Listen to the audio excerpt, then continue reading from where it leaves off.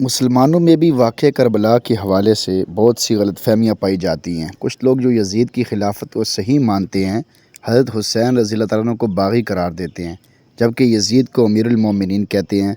बराए करम ये फ़रमाइए कि हज़रत इमाम हुसैन रज़ियल्लाहु ताला अन्हु को बाग़ी कहने वालों के लिए क्या हुक्म है?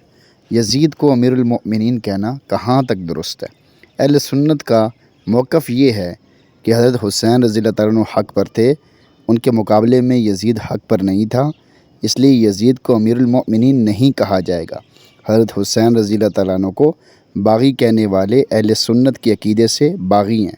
सही हदीस में हज़रत सल्लल्लाहु अलैहि वसल्लम का इरशाद है, हसन और हुसैन रज़ियल्लाहु ताला अन्हुमा नौजवानाने अहले जन्नत के सरदार हैं।